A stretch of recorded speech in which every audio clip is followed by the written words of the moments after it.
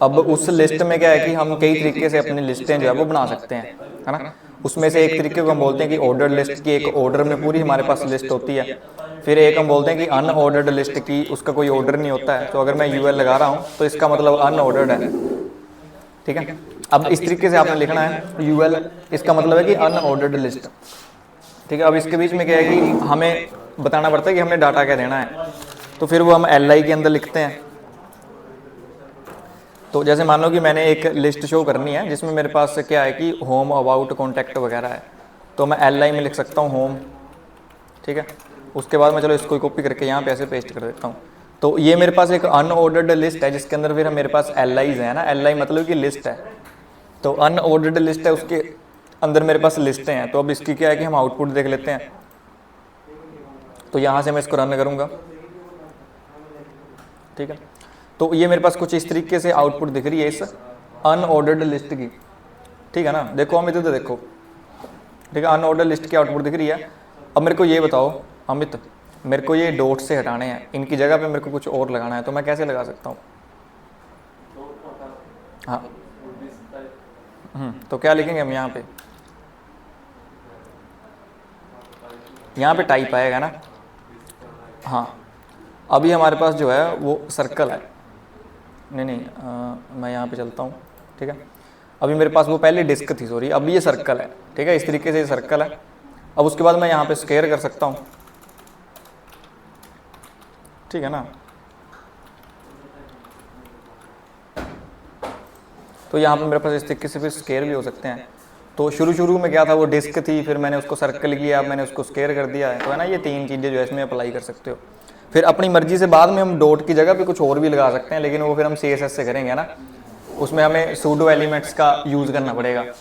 Pseudo element का use करके फिर हम डॉट की जगह पे कुछ भी लगा सकते हैं, जैसे कोई आइकन लगा दिया, कुछ और लगा दिया, ठीक है ना। तो ये हमारे पास क्या है कि अनऑर्डर्ड लिस्ट है। अब इस अनऑर्डर्ड लिस्ट में जो है वो इस तरीके से हमारे पास लिस्टिंग होती है, ठीक है। पता चल रहा है क्या है अनऑर्डर्ड लिस्ट?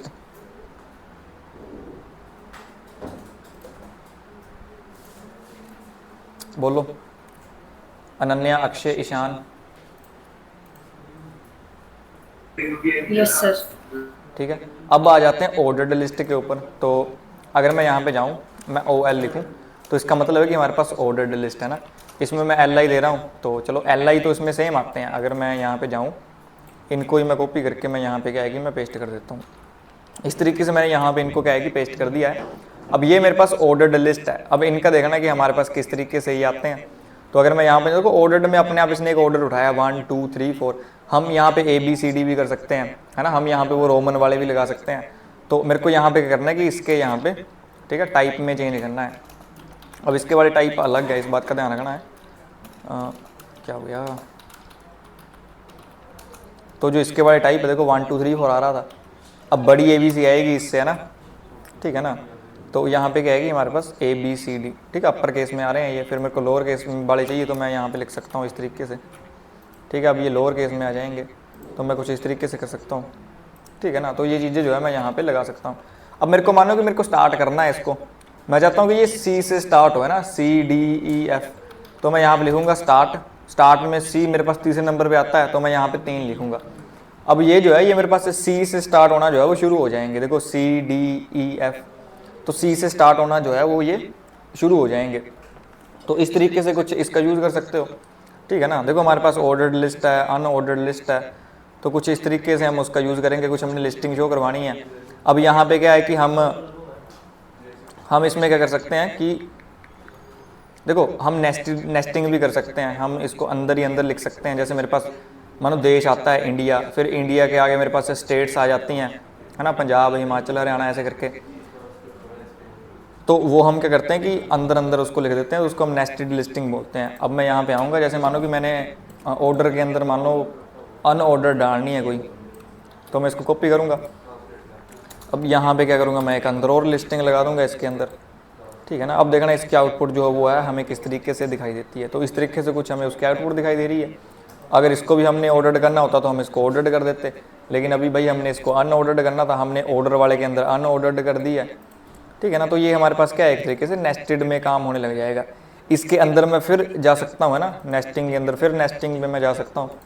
तो यहाँ पे आके मैं इसको पेस्ट कर देता हूँ फिर से। तो अब हम क्या है कि अंदर अंदर जो है वो चले जाएंगे। तो अगर मैं यहाँ पे जाऊँ, देखो इस लिस्ट के अंदर एक और लिस्ट, फिर इस लिस्ट के अंदर एक और लिस्ट, तो ऐसे करते करते हम ऐसे लिस्ट के अंदर ही जो है वो चले जा रहे हैं। ठीक है, तो हम इसको नेस्टेड भी कर सकते हैं। तो ये नेस्टेड ही है, लिस्ट के अंदर लिस्ट डालना, तो ये नेस्टिंग लिस्टिंग हो जाएगी हमारे पास।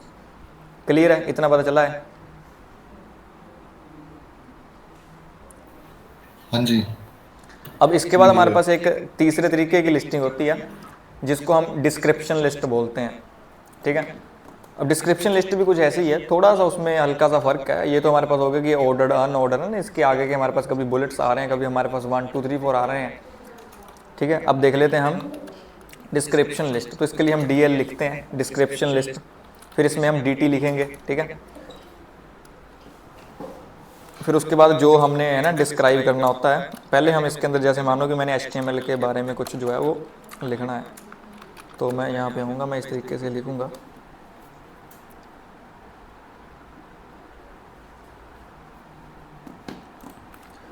टैग नहीं, मेरे को क्या करना है कि सिंपल लिखना है HTML। ये मैंने लिखा, उसके बाद मेरे को यहाँ पे इसको, ठीक है, इसके बारे में मेरे को डिस्क्राइब सा करना है।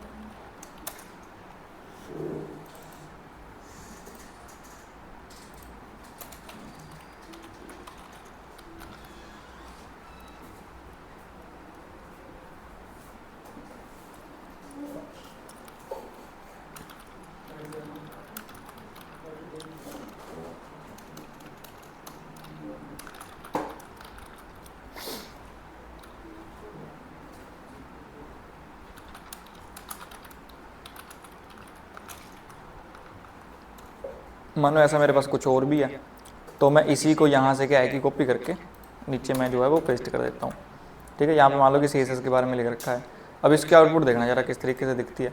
तो अगर मैं यहाँ पर जाऊँ, देखो ये मैंने है ना जो लिख रखा है, फिर उसके बाद उसकी जो डेफिनेशन है, ठीक है ना, एक हमारे पास जैसे डिस्क्रिप्शन लिस्ट है, अब इसमें DL होता है। ठीक है, DL का मतलब डिस्क्रिप्शन लिस्ट होता है, फिर DT होता है, DT का मतलब डिस्क्रिप्शन टर्म होता है ना, जो हमने HTML लिख रखी है, ये डिस्क्रिप्शन टर्म है हमारे पास एक तरीके से। उसके बाद फिर हमारे पास डिस्क्रिप्शन डेफिनेशन होती है, तो जो हम यहाँ पे दे रहे हैं ना DD मतलब कि डिस्क्रिप्शन डेफिनेशन। ठीक है, DL मतलब कि हमारे पास डिस्क्रिप्शन लिस्ट। ठीक है, डिस्क्रिप्शन, DT मतलब डिस्क्रिप्शन टर्म। ठीक है ना, फिर DD मतलब डिस्क्रिप्शन डेफिनेशन। अब इसको लिख लो कहीं पे ना कि ये हम इसको इस तरीके से बोलते हैं। अब यहाँ पे फिर हमारे पास इस तरीके से वो दिखाई देती है हमें। ठीक है, तो हम इसका यूज़ कर सकते हैं डिस्क्रिप्शन लिस्ट का, जब भी हमें ज़रूरत पड़ती है। कभी ज़्यादातर आपको ऑर्डर लिस्ट और अनऑर्डर लिस्ट ही देखने को मिलेगी, लेकिन हम इसका भी जो है वो यूज़ कर लेते हैं। ठीक है, इतना पता चला है? Ananya, Ishan, yes sir. Yes, sir. ठीक है, बस इनकी थोड़ी सी मतलब ऐसे डेफिनेशन से याद रखना, जैसे OL मतलब ऑर्डर्ड लिस्ट, LI मतलब लिस्ट, है ना, DT मतलब डिस्क्रिप्शन टर्म। ठीक है ना, फिर DD मतलब डिस्क्रिप्शन डेफिनेशन। तो इस तरीके से कुछ चीज़ याद रखने वाली है। फिर नेस्टिंग लिस्टिंग क्या होती है ना, नेस्टेड लिस्टिंग। तो उसमें क्या होता है कि हम ऐसे लिस्ट के अंदर लिस्ट डाल देते हैं, तो उसको हम नेस्टेड लिस्टिंग कह देते हैं। ठीक है, फिर हमारे पास एक होता है HTML एंटिटीज़। ठीक है, ध्यान रखना, HTML एंटिटीज़। अब इसमें देखना क्या होता है ना, ये नया टॉपिक HTML एंटिटीज़। एक हमने देखा order list, unordered list, paragraph देखा। पैराग्राफ के अंदर हमने छोटे से वो टैग से देखे थे, है ना, कि हमारे पास इटैलिक टैग हो गया, अंडरलाइन टैग हो गया, सुपरस्क्रिप्ट हो गया, सबस्क्रिप्ट हो गया। अब हम देखने वाले हैं HTML एंटिटीज़। तो HTML एंटिटीज़ में क्या होता है कि हमारे पास ना कुछ ऐसे सिंबल से होते हैं जिनका कुछ HTML में मतलब होता है ना। अगर हम वो सिंबल लिखेंगे तो ये उस सिंबल में कुछ हमें एक एंटिटी जो है वो शो करवाएंगी। तो यहाँ पे मैं लिखता हूँ, देखो ये मैंने कमेंट लगाया है, अगर नहीं पता है तो ये मैंने क्या लगाया है कि कमेंट लगाया है। ठीक है, इसमें क्या होता है कि जो हम कमेंट के अंदर लिखते हैं उसको ब्राउज़र जो है वो इग्नोर मारेगा, उसकी कोई भी आउटपुट नहीं दिखेगी हमें, है ना, वो कहीं नहीं दिखेगा हमें, ब्राउज़र उसको इग्नोर मारेगा जो हम कमेंट के अंदर लिखते हैं। ठीक है, वो कोई कोड का पार्ट नहीं होता है कि जो रन होगा। ठीक है ना, तो अभी हम करने वाले हैं HTML एंटिटीज़। तो एंटिटीज़ क्या होती है, कुछ ऐसे रिजर्व्ड कैरेक्टर बोल सकते हो जिनका कुछ अपना मतलब है।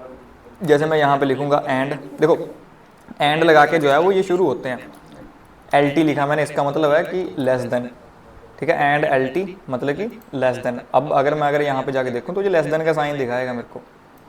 ठीक है, देखो दिख रहा है साइन लेस देन का, अगर मैं ऐसे डायरेक्ट लिखूंगा, मैं अगर डायरेक्ट लगाऊंगा तो ये समझेगा कि भाई कोई टैग वगैरह बंद कर रहा है शायद, ठीक है ना। तो ये टैग वगैरह समझेगा इसको, तो कभी कभी हमें क्या करना पड़ता है कि इस तरीके से एंटिटीज़ का यूज़ करके जो है वो हमें सिंबल शो करवाने पड़ जाते हैं, है ना। जैसे अब इस टैग ओपनिंग क्लोजिंग का अपना मतलब है इसमें, लेकिन मेरे को तो भाई दिखाने हैं, तो ये उसको गलत ना समझ ले, बस ऐसे ही प्रिंट करवाए, तो उस केस में हम एल वगैरह का यूज़ करते हैं, ठीक है। फिर उसके बाद मैं यहाँ पे यूज़ कर सकता हूँ GT का, ये हमारा ग्रेटर देन पे आ जाएगा, ये हमारा ग्रेटर देन वाला सिंबल दिखाएगा, ठीक है ना। तो LT एक लेस देन दिखा रहा था, GT हमें ग्रेटर देन का सिंबल दिखा रहा है।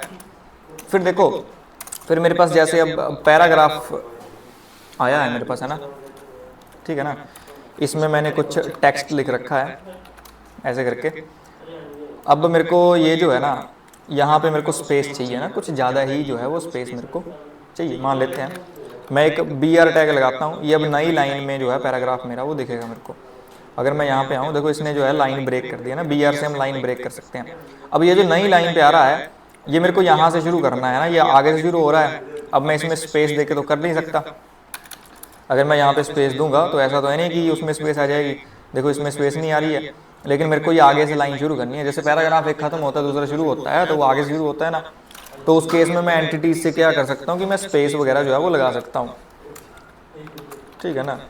तो मैं यहाँ पे लिख सकता हूँ NBSP, ठीक है, इसको नॉन ब्रेकेबल स्पेस बोलते हैं हम।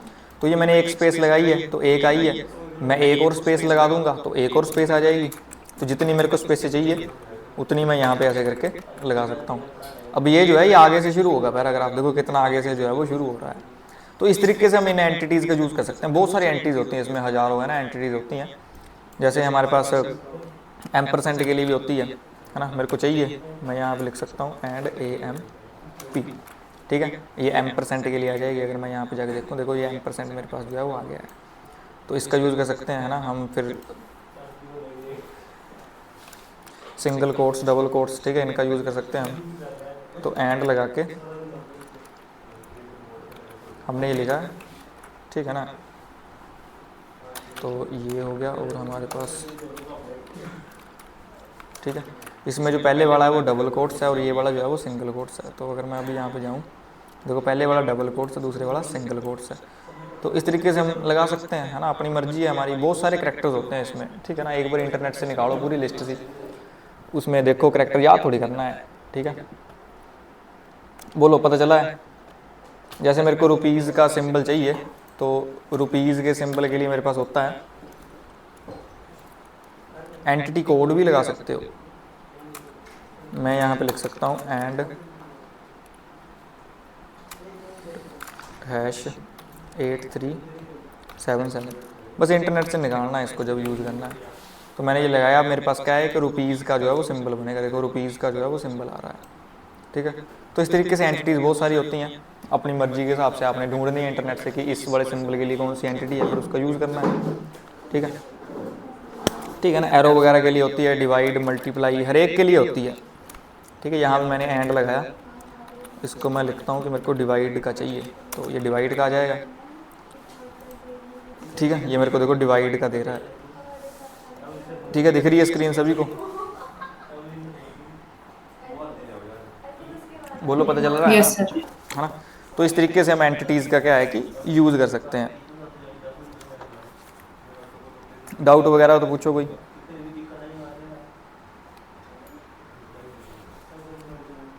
अब आ जाते हैं रैंक सर टाइप। हाँ जी, एंटिटी कोड और एंटिटीज में क्या डिफरेंस है? हाँ देखो, हमने सिंबल शो करवाने होते हैं। अब उनके लिए क्या होता है कि हमारे पास कोड भी होता है, और हमारे पास एक तरीके से, जैसे देखो कोड में क्या होता है कि कोड नंबरिंग नंबर में होता है, और इस तरीके से हमारे पास ऐसे मतलब कि एक शॉर्ट फॉर्म भी कह सकते हैं इसको, ठीक है। फिर ऐसे शॉर्ट फॉर्म भी होती है जो एम्परसेंट के साथ, ऐसे जैसे हम लिख रहा हूँ मैं NBSP, नॉन ब्रेकेबल स्पेस। तो दो तरीके से हम यूज़ कर सकते हैं, है ना। हम कोड के थ्रू भी लगा सकते हैं, जैसे ये कोड है, कोड के थ्रू थोड़ा आपको जैसे पता करना औखा हो जाता है, लेकिन अगर ऐसे नाम के थ्रू, शॉर्ट फॉर्म के थ्रू लगाते हो तो फिर थोड़ा सा बढ़िया रहता है। तो मैं सुजेशन यही करूँगा कि शॉर्ट फॉर्म के थ्रू लगाओ, ठीक है। तो ऐसी बात नहीं है कि इसका सिर्फ कोड ही है, इसकी एक शॉर्ट फॉर्म भी है, ठीक है ना। तो वो शॉर्ट फॉर्म भी आप ले सकते हो, कोई चक्कर की बात नहीं है, ठीक है। मैं इसका निकाल के बताता हूँ शॉर्ट फॉर्म।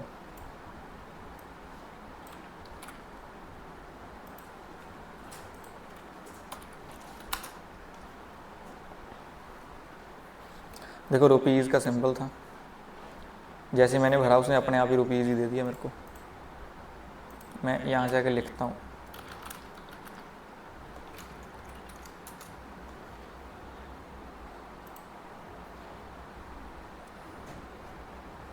यहाँ पे आएगी एक लिस्ट सी कोई, है ना, कोई एक लिस्ट निकालनी है बस, उसमें सब कुछ होगा। ये देखो यहाँ पे है, ये थोड़ी इसकी क्वालिटी लो है। हाँ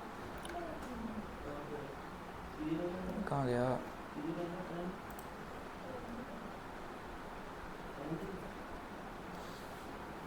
तो ऐसे ही है यार, मेरे को बढ़िया चाहिए कुछ।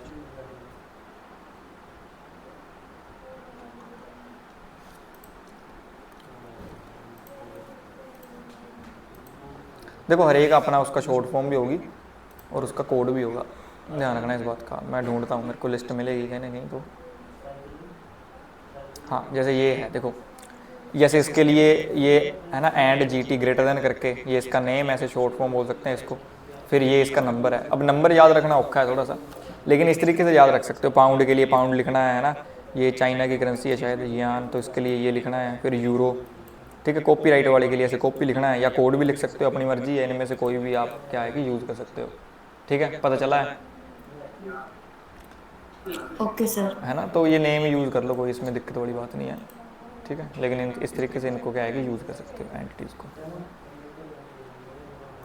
कोई डाउट वगैरह है किसी को?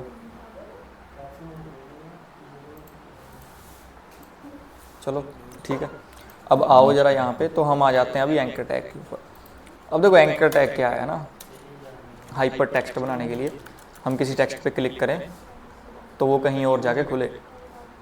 ठीक है, तो मैं यहाँ पे लगाता हूँ एंकर टैग। अब एंकर टैग की कहानी क्या है, अब देखो इसके अंदर देखो मैंने यहाँ पे एक चीज़ लिखी थी है ना, कि मैंने इस तरीके से टाइप में लिखा था, मैंने स्टार्ट लगाया था। तो इनको बोलते क्या है, ये हमारे पास एट्रीब्यूट्स होते हैं। ठीक है, इनको एट्रीब्यूट्स कहते हैं। जैसे स्टार्ट एक एट्रीब्यूट है, टाइप एक एट्रीब्यूट है ना। ऐसे ही हमारे पास क्या है कि href, इसका फुल फॉर्म है हाइपर टेक्स्ट रेफरेंस। ये हमारे पास क्या है, एक एट्रीब्यूट है। अब इस एट्रीब्यूट की क्या कहानी है कि एंकर टैग में हम जो भी लिखते हैं उसको हम पीछे किसी लिंक के साथ कनेक्ट करते हैं। तो फिर जब इस पर क्लिक करते हैं तो वो इस href में जो लिंक होता है वहाँ पे जाके वो ओपन होता है। ठीक है, अब देखो मैं यहाँ पे आता हूँ, सीधी सी बात है। अब इसमें मैंने कुछ भी लिखा है ना, मैंने लिखा भाई गो टू गूगल, मैंने लिखा गो टू गूगल। अब href में मैं लिंक दूंगा गूगल का, तो मैं चलो ऐसे ही दे देता हूँ, मेरे को याद ही है क्या होता है उसका, https://google.com, है ना, इस तरीके से होता है लिंक। तो href में हम लिंक देते हैं और सामने हमारा टेक्स्ट होता है। अब अगर मैं इसको ज़रा जाके देखूँ, है ना, मैं इधर गया तो मेरे को यहाँ पे कुछ इस तरीके से दिख रहा है। अगर मैं इस पर क्लिक करूँगा तो मैं जाऊँगा google.com पे। ठीक है, ये एंकर टैग की कहानी है। आप किसी है ना किसी दूसरे पेज को लिंक कर सकते हो, किसी दूसरी वेबसाइट को लिंक कर सकते हो, है ना, अपने ही वेबसाइट में किसी दूसरे पेज को लिंक कर सकते हो। अब ये मैंने क्या किया है कि मैंने किसी और को है ना किसी और की वेबसाइट को लिंक कर दिया है। तो इसको पता हम क्या बोलते हैं, इसको हम एब्सोल्यूट लिंक बोलते हैं। ध्यान रखना, एक रिलेटिव लिंक बोला जाता है, एक एब्सोल्यूट लिंक बोला जाता है। ठीक है, अब ये हमारी वेबसाइट के रिलेटिव में नहीं है तो इसको हम एब्सोल्यूट बोलेंगे कि ये एब्सोल्यूट हमारे पास URL है। ठीक है, ये हमने एब्सोल्यूट URL दिया इसको। अब अगर मान लो कि हमारे ही किसी पेज में है वो, है ना, मतलब हमारी वेबसाइट में कोई पेज का लिंक है, ऐसे होता है ना होम, अबाउट, कॉन्टैक्ट। ऐसे मान लो मेरे पास एक अबाउट वाला पेज था कोई, about.html, इस पर मैं बंदे को भेजना चाहता हूँ, है ना, आई एम अबाउट पेज। तो मैं करूँगा क्या कि यहाँ पे मैं उस अबाउट वाले को लिंक करूँगा। अब देखो मेरे पास यहाँ पे पड़ा है अबाउट, तो मैं यहाँ पे करूँगा क्या कि सिंपल इसका नाम लिखूँगा about.html। तो ये मैंने लिखा about.html। अब उसके बाद यहाँ पे मैं कुछ भी जो उसको दिखेगा लिंक, है ना, ऐसे मैं लिख देता हूँ अबाउट। तो अब जैसे ही वो इस पर क्लिक करेगा तो इस about.html पे वो आ जाएगा, फिर उसको यहाँ पे दिखेगा आई एम अबाउट पेज, है ना, ऐसे करके। तो अब देखते हैं, अब चले गए हम इसकी आउटपुट में। ठीक है जी, हमें यहाँ पे मिल रहा है अबाउट वाला। अब मैं इस पर क्लिक करूँगा तो देखो मैं आ रहा हूँ about.html पे। ठीक है, पता चल रहा है। अभी ये इसी वाले डॉक्यूमेंट पे चेंज कर रहा है। मैं पहले यहाँ पे था, देखो मैं इस तरीके से था, मैंने यहाँ से क्लिक किया है, मैं इस वाले पेज पे हूँ। ठीक है, ऊपर टैब देखना, मैं किस टैब पे हूँ, मैं इस टैब पे हूँ। मैंने अबाउट पे क्लिक किया, इसी वाली टैब पे अबाउट वाला पेज जो है वो ओपन हुआ है, लेकिन ये टैब चेंज नहीं हुई है। मैं चाहता हूँ कि टैब चेंज हो जाए, तो उसके लिए मैं टारगेट में क्या करूँगा कि ब्लैंक लगाऊंगा, ठीक है। तो ये मैंने ब्लैंक लगा दिया। अब क्या है कि मेरे पास जो है वो टैब चेंज हो जाएगी। अगर मैं यहाँ पे जाऊँ, मैं इसको रिफ्रेश वगैरह करूँ, ये टैब 1 है। अब मैं अबाउट पे क्लिक कर रहा हूँ तो मैं देखो नई टैब में जो है वो अबाउट खुल रहा है। पीछे वाली टैब में हमारा पुराना रहेगा जो पेज था, जो नया पेज खुला है वो नई टैब में खुला है। तो टारगेट इक्वल्स टू ब्लैंक लगाने से क्या होता है कि हम नए पेज में जाके जो है वो ओपन होता है सिस्टम सारा। क्लियर है, इतना पता चल रहा है?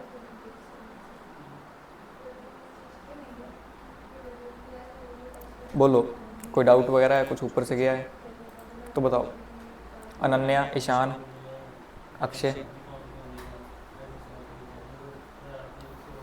No sir. चलो फिर मेरे को बताओ अनन्या कि इसमें एब्सोल्यूट यूआरएल कौन सा होता है और रिलेटिव में क्या फ़र्क है?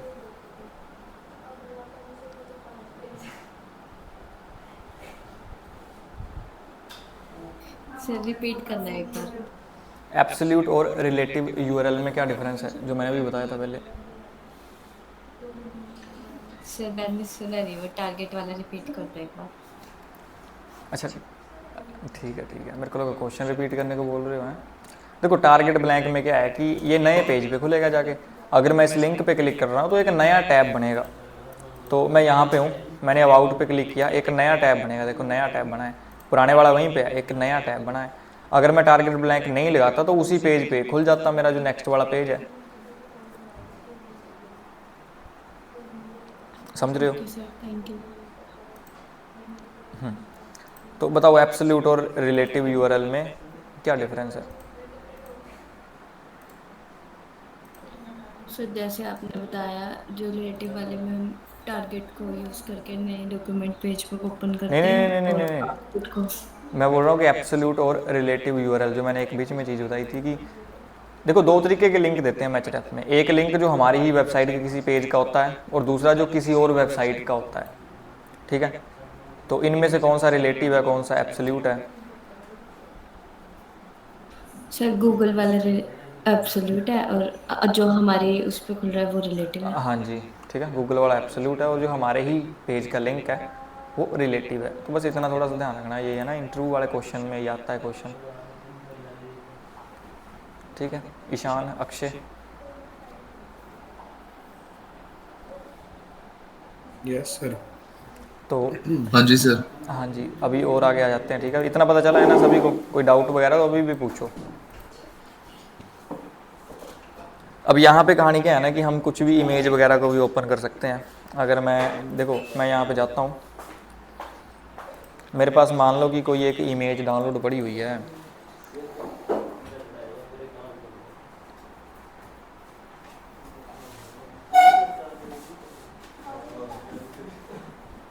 हाँ, जैसे ये कोई एक इमेज पड़ी हुई है, घड़ी की इमेज है, मैं इसको लेके आता हूँ यहाँ पे,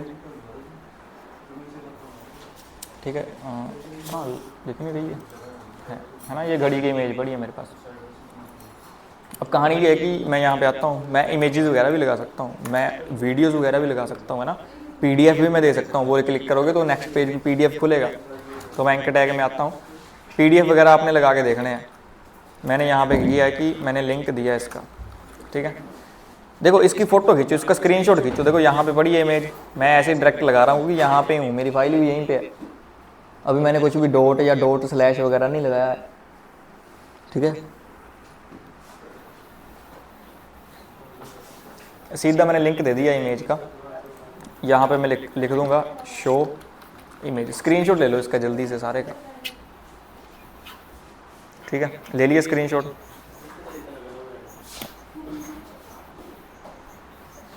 यस सर। अभी यहाँ पे आओ जरा, है ना।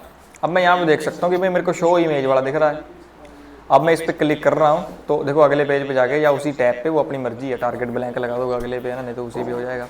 मेरे को यहाँ पे इमेज दिख रही है, वो मैं चाहता हूँ कि ये इमेज जो है ना वो डाउनलोड हो जाए, ठीक है। मैं चाहता हूँ कि क्लिक करने पे अगले पेज पे खुले ना, ये डाउनलोड हो जाए। आपने देखा होगा कि होता है ना डाउनलोड मूवी, तो लिंक पे क्लिक करते हैं तो डाउनलोड होने लग जाती है ना। तो वो चीज़ कैसे होती है? चलो ओपन तो ठीक है, मैं मानता हूँ कि ओपन हो जाएगी नेक्स्ट पेज पे, ठीक है, वो आपने देख लिया कि एंकर टैग से ओपन कर सकते हो। लेकिन मैं चाहता हूँ कि क्लिक होने पे डाउनलोड हो जाए। तो उसके लिए मैं क्या करूँगा, मैं सिंपली देखो यहाँ पे आऊँगा, है ना। कुशल मेरे को बता, मैंने ये डाउनलोड करवानी है, इमेज लगी है एक एंकर टैग में, आप भी बताना है ना। मेरे को चाहिए कि अभी क्या हो रहा है कि मैं इमेज पे क्लिक कर रहा हूँ तो वो नेक्स्ट पेज पे खुल रही है, मैंने इस पर क्लिक किया है, मतलब वो पेज पे खुल रही है ना, ओपन हो गई है ये। मैं चाहता हूँ कि डाउनलोड हो जाए, क्या लगाऊंगा मैं उसके लिए, ठीक है। तो अगर हमने कुछ भी डाउनलोड करवाना हो, मैं चाहता हूँ कि डाउनलोड हो, ओपन ना हो। ओपन करवानी है तो पता चलेगा कि एंकर टैग क्या चीज़ है, मैं लिंक देना है, मैं चाहता हूँ कि भाई डाउनलोड करवानी है, ठीक है। तो उसके लिए मैं लिखूँगा डाउनलोड, और जिस भी नाम से करवानी है ना, वो मैं यहाँ पे लिख सकता हूँ। मैंने लिखना मैं फर्स्ट IMG के नाम से हो जाए, मैं चाहता हूँ, अपनी मर्जी से नाम दिया मैंने। अब यहाँ पे मैं आया, मैं इस पर क्लिक करता हूँ तो देखो वो डाउनलोड हो जाएगी, और वो किस नाम से डाउनलोड हुई है, फर्स्ट IMG। फिर जो भी उसका एक्सटेंशन होगा वो साथ में लग जाएगा, PNG है तो PNG, JPG है तो JPG, कल को PDF करवा रहे हो तो .PDF, है ना, वीडियो करवा रहे हो तो MP4, ठीक है ना। तो इस तरीके से हो जाएगा। तो बस आपने यहाँ पे क्या करना है कि डाउनलोड लिखना है, ठीक है, सिंपल सी बात है, डाउनलोड लिखना है। नाम दे दोगे तो इस नाम से होगा, नहीं तो बाय डिफ़ॉल्ट जो पड़ा है आपके पास सेकंड सेक्शन है 1 IMG, इस नाम से हो जाती है वो, ठीक है। अब मैंने ये लिख दिया तो इस नाम से हुई है। फिर इसके आगे अपने आप ही एक्सटेंशन लग जाएगा, PNG है PNG, JPG है तो JPG, PDF है तो PDF, है ना। तो इस तरीके से डाउनलोड करवा सकते हो, ठीक है। क्लियर है, पता चला है, ठीक है। ऑनलाइन वालों को पता चला है कुछ। अब यहाँ पे बहुत बहुत तगड़ी तगड़ी आप इससे ना काम कर सकते हो एंकर टैग से। अब कहानी आ जाती है कि देखो, आपने देखा होगा कि आप किसी वेबसाइट पे जाते हो तो वहाँ पे लिखा होता है ना कि send me message on WhatsApp, ऐसे करके, ठीक है ना। जब उस पर क्लिक करते हो तो आपका व्हाट्सएप ओपन हो जाता है, फिर उस बंदे का अपने आप ही नाम, मतलब उसका कॉन्टैक्ट सा खुल जाता है, फिर उसमें सेंड मैसेज में भी कई बार टाइप आ जाता है मैसेज की क्या है, तो वो भी हम कर सकते हैं, ठीक है। उसके लिए व्हाट्सएप वालों की API चलती है। तो मैं यहाँ पे ना href में लिंक देना है बस उसका, तो व्हाट्सएप API HTML लिंक, ठीक है। बस मेरे को वो उसका लिंक देखना है, वो क्या है। तो व्हाट्सएप के पास चलते हैं, या हम कहीं से भी देख सकते थे, ChatGPT से लिखवा सकते थे, अपनी मर्जी है, ठीक है। तो इनकी क्या होती है कि एक API सी चलती है, तो मैं ChatGPT से लिखवाता हूँ। और व्हाट्सएप की भी होती है और मेल करने के लिए भी होती है।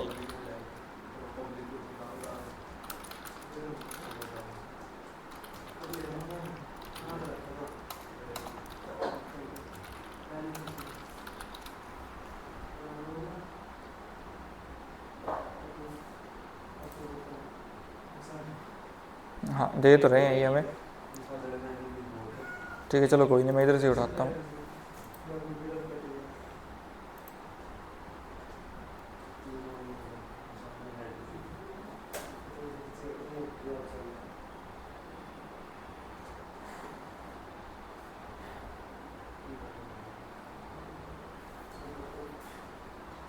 हाँ जी, हाँ जी, हाँ हाँ हाँ, हो गया हो गया, ये ले जाए इसको।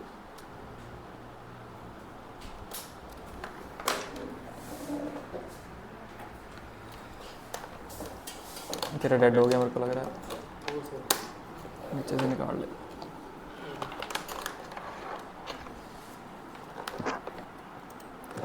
ठीक है, तो हम व्हाट्सएप वालों की जो है वो API जो है वो लगा सकते हैं, है ना। ये दे नहीं था हमें, चलो मैं इसको उठा लेता हूँ। अब यहाँ पे क्या है ना कि मेरे पास जो है व्हाट्सएप डाउनलोड नहीं है इसमें, तो ये मेरे को बोलेगा मेरे पास व्हाट्सएप ऐप है, ये URL पे जाने की कोशिश करेगा। तो मैं यहाँ पे आता हूँ, इसमें मैं लगाता हूँ एंकर टैग,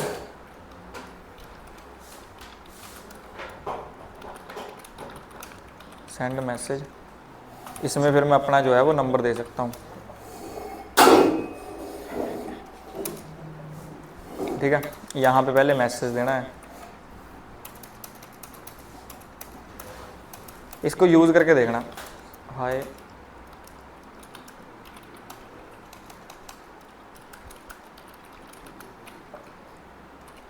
और यहाँ पे क्या करेंगे कि अपना जो है मोबाइल नंबर डालेंगे,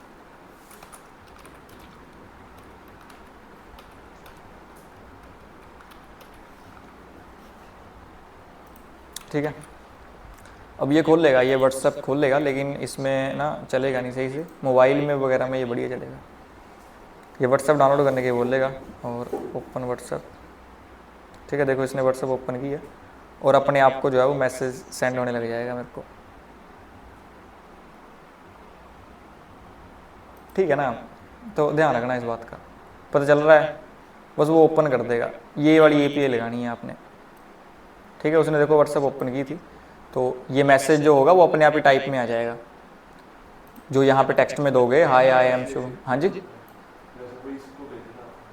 नहीं अपना डालोगे ना यहाँ पे, अपनी वेबसाइट आपकी, तो अपना डालोगे, फिर जो भी आपकी वेबसाइट पे आएगा वो जैसे ही उस लिंक पे क्लिक करेगा तो उसके फ़ोन में खुलेगा ना आपको मैसेज सेंड करने के लिए, आपका कॉन्टैक्ट का जानकारी सारी।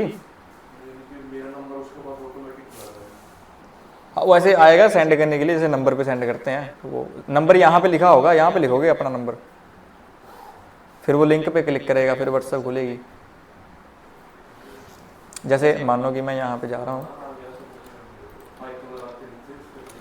हाँ जैसे मैं इस पे जा रहा हूँ प्रकाश कैटरर, इसमें होगा, उसने डाला हुआ, ये है ना,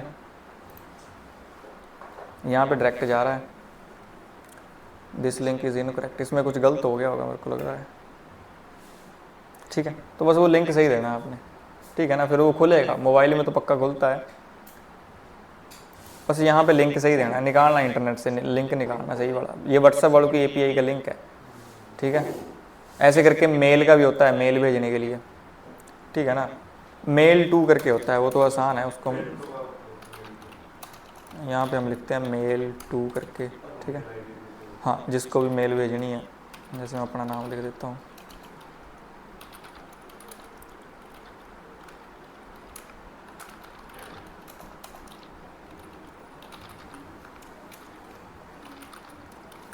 ठीक है। यहाँ पे लिख देते हैं सेंड मेल, तो वो मेल सेंड होने लग जाएगी जब इस बटन पे हम क्लिक करेंगे। तो एंकर टैग के ना बहुत सारे यूज़ केस हैं, है ना, एंकर टैग बड़े ही अलग अलग तरीके से जो है हम यूज़ करते हैं। तो यहाँ पे मैं सेंड मैसेज पे क्लिक करूँगा तो मेल वगैरह का आएगा, ये व्हाट्सएप का था,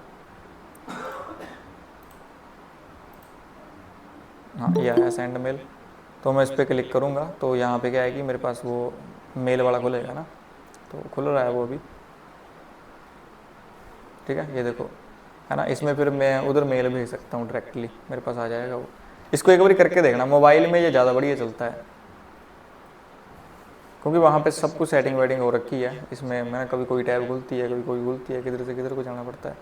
अब यहाँ पे ये मैंने अभी चला नहीं रखा, तो ये बोल रहा है कि इसको चलाओ पहले, तो ठीक है, अगर तो चला वगैरह रखा है तो बढ़िया काम हो जाएगा आपका। तो ये कोड मैं भेज दूँगा, इसमें से देख लेना, कोई चक्कर की बात नहीं है ना। बस ये ध्यान रखना कि डाउनलोड का ध्यान रखना, नेक्स्ट टैब में खुलता है उसका ध्यान रखना, और ईमेल और फ़ोन नंबर भेजते हैं तो उसका ध्यान रखना है, ठीक है। पता चला है ऑनलाइन वालों को? Yes sir.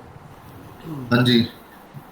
ठीक है, तो बड़ा इंपॉर्टेंट है एंकर टैग का यूज़ केस, ठीक है। इस अलग अलग तरीके से हम इसका यूज़ करेंगे कल को, तो तब आपको ये क्या है कि आना चाहिए, ठीक है। तो कोड में भेज देता हूँ, लेफ्ट